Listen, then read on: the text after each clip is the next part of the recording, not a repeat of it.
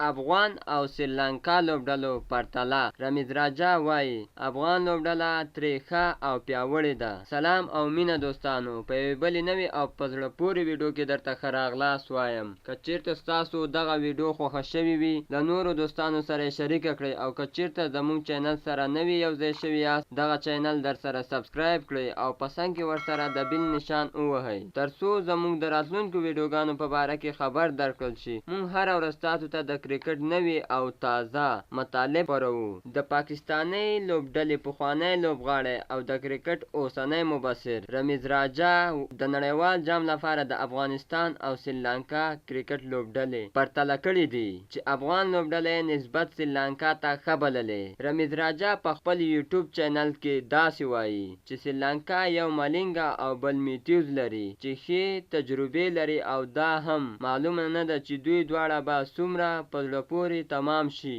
دی وایي د سریلانکا لوبډلې ښه نه برېښي او په نړیواله کچه یې هم دریځ ډېر لوېدلی دی. نوموړی وایي بل پلو د افغان لوبډله ښه لوبډله ده. دی د افغان لوبډلې د اسیا جام لوبو یادونه کوي چې پکې ښه ځلېدلې وه. د افغانستان د سپین بالینګ اټیک یې ډېر صفت کړی دی او هغه یې د لوبډلې د ملا تیر بللی دی. محمد نبي ساحل، راشد خان ارمان او مجیب الرحمن یې یاد کړي دي. دی وایي د افغان لوبډلې په اړه ښه تصویر کېدای شي. رمیز زیاتوي چې توپوهنې په برخه کې شهزاد محمدي او حضرت الله زازي شتون لري. دواړه ښه اوپننګ جوړه ده. راجا وایي شهزاد په اسیا جام سیالیو کې خورا ښه و. د هند خلاف یې سلیزه ووهله. د حضرت الله زازي د ریکارډي توپوهنې یادونه یې بیا کړې چې د ایرلینډ خلاف یې په 100 اوریزه لوبه کې 14 شپږیزې ووهلې او 102 ناسوځېدلې منډې یې وکړې.